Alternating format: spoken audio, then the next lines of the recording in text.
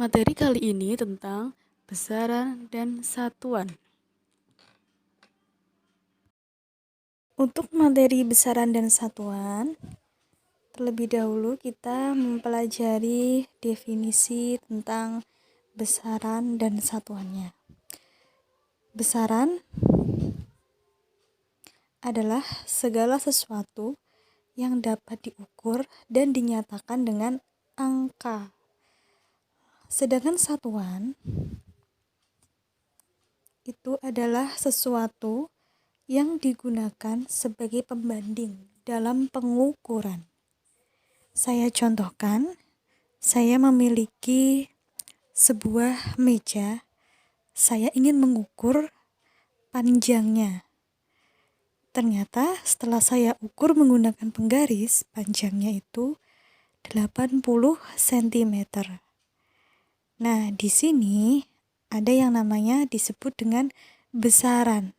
Apa yang kita ukur? Nah, panjangnya. Panjangnya itu adalah besarannya yang diukur dengan suatu angka. Angkanya ini memiliki satuan, yaitu sentimeter. Nanti satuan bisa berubah, bisa nanti jadikan meter, milimeter. Nah, itu nanti ada konversinya, bisa diubah menjadi bentuk lain, tapi tetap satu satuan. Itu contohnya. Kemudian besaran itu ada dua macam. Yang pertama besaran pokok, nanti yang kedua adalah besaran turunan. Kita belajar mengenai besaran pokok terlebih dahulu, yaitu besaran yang satuannya telah ditetapkan terlebih dahulu dan tidak diturunkan dari besaran lain. Jadi besaran pokok ini memang sudah ditetapkan terlebih dahulu oleh para ilmuwan. Sudah menjadi pokok seperti itu. Contoh-contoh besaran pokok ini apa saja besarannya? Ada yang disebut dengan panjang. Tadi panjang simbolnya adalah P kecil dengan satuan meter. Massa simbolnya M kecil, satuannya kilogram. Waktu T kecil, satuannya adalah sekon. Suhu T-nya besar, satuannya Kelvin. Kuat arus simbolnya I besar, satuannya ampere. Kemudian intensitas cahaya IV, satuannya kandela. Kemudian terakhir adalah jumlah mol atau N, satuannya mol. Nah, di sini kita bedakan dengan besaran turunan. Besaran turunan ialah besaran yang diturunkan dari satu atau lebih besaran pokok. Apa saja besaran turunan? Yang pertama ada luas. Luas itu simbolnya adalah A besar dengan satuan meter persegi karena panjang dikali lebar. Kecepatan simbolnya V, satuannya meter per sekon. Kemudian volume simbolnya V, satuannya M pangkat 3 meter kubik. Lalu ada tekanan simbolnya P besar, satuannya N per M kuadrat. Kemudian ada gaya simbolnya F besar, satuannya N sama dengan atau nama lain N itu kita jabarkan menjadi kilogram per meter sekon kuadrat. Usaha itu simbolnya adalah W besar dengan satuan joule. Bisa kita jabarkan joule itu menjadi N Newton kali meter, N kali M. Kemudian ada lagi namanya percepatan, simbolnya A kecil dengan satuan meter per sekon kuadrat. Yang paling akhir itu ada yang disebut dengan massa jenis, simbolnya P, agak tidak ada pucuknya ya, tapi tulisannya adalah kita membacanya Ru. Satuannya kilogram per meter kubik. Lalu berlanjut ke sistem satuan. Sistem satuan internasional atau disebut dengan SI adalah sistem satuan yang berlaku secara internasional. Jadi sudah seragam dikenal di seluruh dunia. Nah, sistem SI ini terbagi menjadi dua. Yang pertama adalah sistem MKS, singkatan dari meter, kilogram, sekon. Kemudian yang kedua ada yang disebut dengan sistem CGS atau sentimeter, gram, sekon. Nah, apa saja perbedaan antara satuan yang kita tahu tadi ada MKS dan CGS? Kita lihat di sini besaran yang panjang ketika kita memilih satuan yang MKS itu diambillah yang meter tadi, sedangkan CGS diambil yang sentimeter. Kemudian massa yang diambil kilogram untuk MKS, kalau CGS-nya adalah gram, waktu keduanya sekon, gaya kalau MKS itu menggunakan Newton, sedangkan CGS itu Dyne. Usaha MKS-nya adalah Joule satuannya dan CGS satuannya adalah ERG. Kemudian ada kecepatan, MKS-nya adalah meter per sekon, CGS-nya adalah sentimeter per sekon. Massa jenis MKS-nya adalah pakai kilogram per meter kubik. Sedangkan yang CGS-nya menggunakan gram per sentimeter kubik. Lalu ada percepatan, MKS-nya satuannya adalah meter per sekon kuadrat. CGS-nya itu menggunakan sentimeter per sekon kuadrat. Lalu yang terakhir ada muatan elektron. Dengan MKS-nya adalah kolom dan CGS-nya stat kolom. Kita mempelajari macam-macam alat ukur. Salah satunya adalah alat ukur panjang. Apa saja alat ukur panjang? Alat ukur panjang ini memiliki ketelitian masing-masing. Yang pertama ada namanya mistar. Mistar memiliki ketelitian 1 mm. Ada rollmeter, itu memiliki ketelitian 1 mm juga. Kemudian ada yang namanya jangka sorong 0,1 mm. Dan yang terakhir adalah mikrometer skrup 0,01 mm.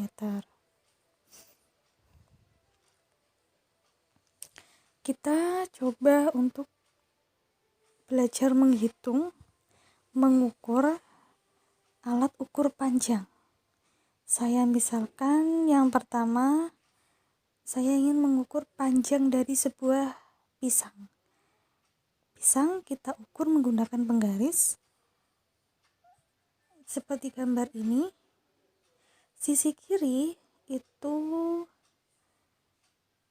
kita lihat ukurannya 1,2 cm.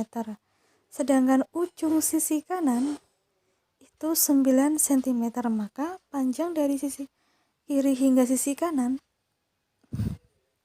panjang sebuah pisang itu adalah sisi kanan dikurangi dengan sisi kiri. 9 cm dikurangi 1,2 cm, hasilnya adalah 7,8 cm. Oke, lalu alat ukur panjang yang kedua disebut dengan jangka sorong. Di jangka sorong ini kita kenal terlebih dahulu ada keterangan alatnya di dalam gambar ini. Yang paling atas itu disebut dengan rahang tetap atas. Kemudian ada yang namanya rahang sorong atas, yang paling bawah itu rahang tetap bawah dan rahang sorong bawah. Nah, terus kemudian di sini juga ada, ketika kita mengukur, kita melihat ada yang namanya skala utama, ada yang namanya skala nonius. Nanti kita mengukur, membaca itu dengan kita melihat skala utama dan melihat skala nonius. Kita contohkan langsung ke contoh soal ini untuk menentukan skala nonius dan skala utama.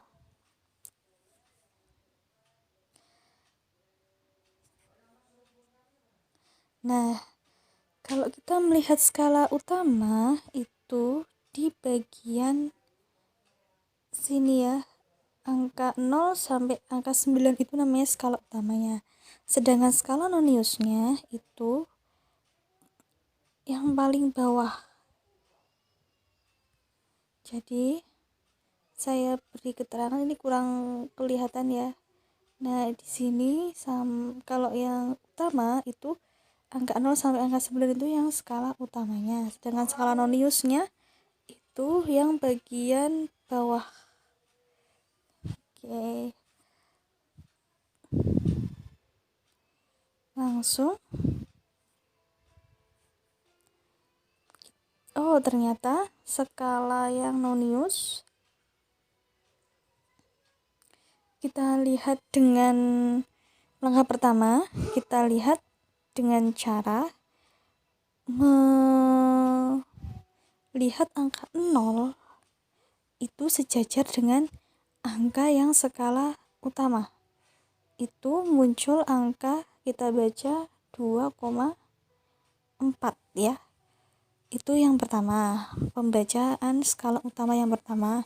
Kemudian kita membaca yang skala nonius dengan cara kita gadokkan atau apa nama lainnya ya, kita paskan antara garis bawah dengan garis yang di atas.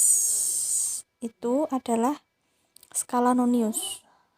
Ternyata di sini ada 0,07 itu didapat dari nomornya adalah angka 7 itu dikali dengan ketelitian jangka sorong yaitu 0,01. Seperti itu. Jadi nanti kalau kita menghitung dengan cara kita jumlahkan saja 2,4 ditambah 0,07 sama dengan 2,47. Selanjutnya, ini ada alat ukur panjang mikrometer skrup. Di mikrometer skrup kita belajar dulu bagian-bagiannya. Di sini ada namanya landasan, ada skrupnya, ada timbal, ada roda bergigi, ada bingkai, ada lengan mikrometer, dan yang terakhir ada skala utama dan skala nonius atau selubung luar. Nah, bagaimana cara kita membaca? Kita membacanya dengan cara kita harus tahu dulu pembacaannya dengan skala utamanya. Dilihat dari angka terakhir yang mendekati garis ini ya. Mendekati garis ini. Mana? Yaitu angka 4. Kalau ada bawah, titik bawahnya ini, maaf, tidak terlihat ya. Nah, ini juga terbaca ada berapa? 4,5, bukan 4 tapi 4,5 ya. Itu skala utamanya 4,5. Lalu kita lihat selubung luar atau skala noniusnya itu adalah sejajar dengan garis tengah yaitu 20 dikali dengan 0,01, jadinya sama dengan 0,20. 0,01 tadi adalah ketelitian dari mikrometer skrup, seperti itu ya. Jadi skala utama tadi ketemunya 4,5 mm, sedangkan selubung luar itu nanti 20-nya dikali dengan 0,01 sama dengan 0,20 mm. Kemudian untuk alat ukur waktu yaitu stopwatch, ada dua bagian juga yang harus kalian ketahui, namanya lingkar dalam, pembacaan yang lingkar dalam dan lingkar luar. Yang lingkar dalam itu disebut dengan menitnya, sedangkan lingkar luar itu adalah detiknya. Jadi nanti kita membaca arah jarum jamnya langsung. Kalau sudah dalam waktu yang ditentukan, kita stopnya yang bagian atas ini ya, ini nanti di stop. Oke. Kemudian kita coba membaca perhitungannya, yaitu lingkar dalam di sini jarum jam itu menunjukkan angka 25 ya. Oke, jarumnya di angka 25 yang lingkar dalam. Kemudian yang lingkar luar kita lihat panjangnya itu 25 detik.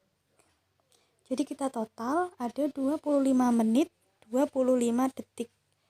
Kita buat sekon semuanya, yaitu 25 menitnya dikali 60 dan ditambah 25 sekon. Jadi total nanti adalah 1525 sekon.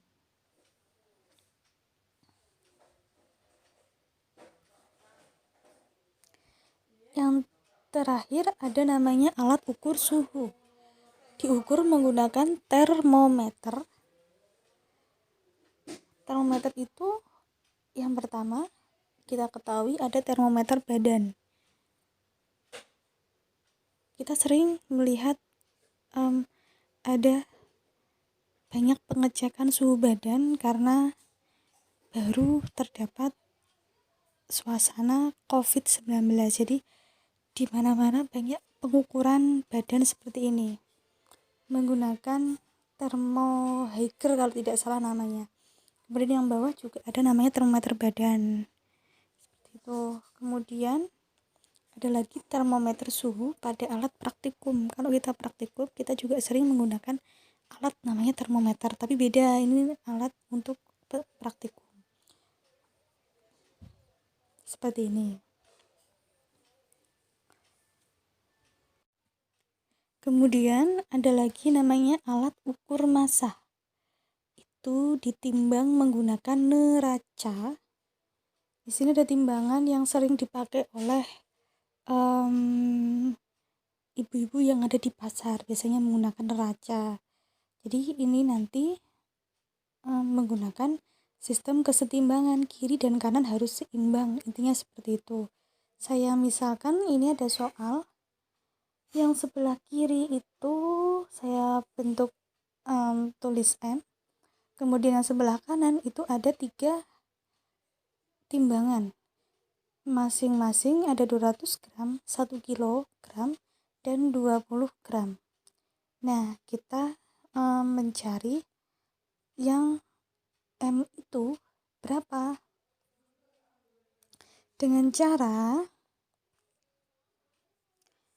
kita jumlahkan yang sisi kanan itu ada 200 gram, 1 kilogram, dan 20 gram.